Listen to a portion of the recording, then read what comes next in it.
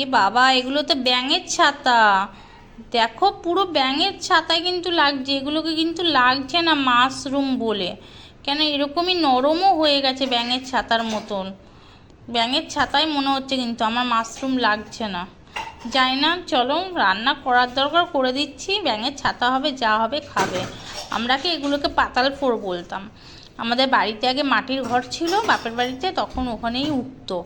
তো এখন এটাকে আবার মাশরুম বলে পরে, যাই হোক অনেক পরেই জানতে পেরেছি, কিন্তু আগে অতটা উঠতো না। আর বাজারে যাও বা উঠতো, সব পাতাল ফোড় নামেই বলতো। এক এক জায়গায় এক এক রকম চলতি। মাশরুম তো আবার একটা ইংলিশ কথা, তাই না? যাই হোক, চলো একটু রান্নাই করে ফেলছি। আর তেল গরম করে তেলে কিন্তু শুকনো লঙ্কা আর জিরেটা দিয়ে দিলাম, আর তারপরেই কিন্তু দিয়ে দিচ্ছি কুচি করা পেঁয়াজ। রান্নাটা কীভাবে করব বুঝতে পারছি না। করেছিলাম অনেককাল আগে, কিন্তু পাশে এক বৌদির কাছে শুনে, নিজে কিন্তু করতে পারি না। আর ছোটোবেলায় খেয়েছিলাম, অনেক পিসিরা রান্না করতো, আমাদের হতো যখন তুলে তুলে সব রান্না করতো, খুব ভালোই লাগতো।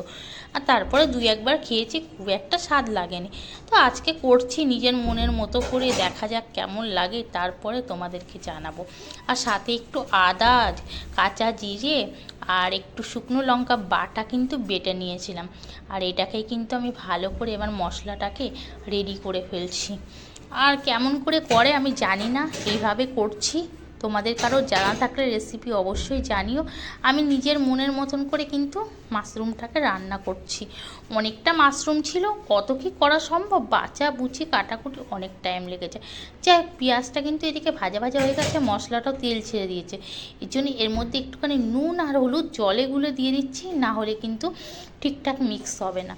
তো দিয়ে ভালো করে এই মশলাটাকে আমি কষিয়ে নিচ্ছি, যতক্ষণ না মশলাটা ভালো করে মিশে যাচ্ছে, মশলার সাথে লবণ হলুদটা ভালো করে মিশে যাচ্ছে। আর এক একটা সবজি এমন না, মানে কি করব, কিভাবে করব, কেমন হলে টেস্ট হবে, এখনও পর্যন্ত না আমার কোনো আন্দাজ আসে না। যদিও মাঝে সাঝে দেখে নিই ইউটিউব থেকে, কিন্তু দেখে নিলে কি হবে বলো তো, সেই আইডিয়া কি পাওয়া যায় সব জিনিসের? চাই একটু কালারফুল করার জন্য কাশ্মীরি গুঁড়ো লঙ্কা দিয়ে এলাম, যাতে তরকারিটা একটু লাল লাল হয়। খেতে কেমন হবে জানি না, কিন্তু কালারফুল হলে দেখেই কিন্তু খেতে ইচ্ছা করে।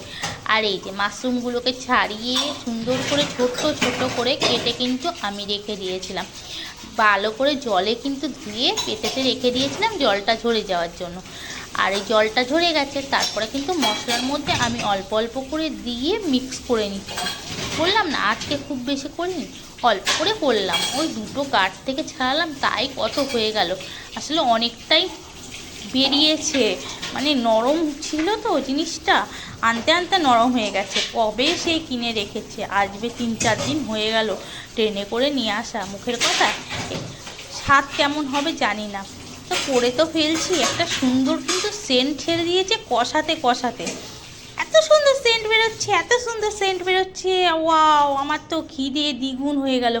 যাক, রান্নার পরে কিন্তু আগে আমার ছেলেকে বসিয়ে দিচ্ছি। বললাম, বাবা খেয়ে বল কেমন হয়েছে।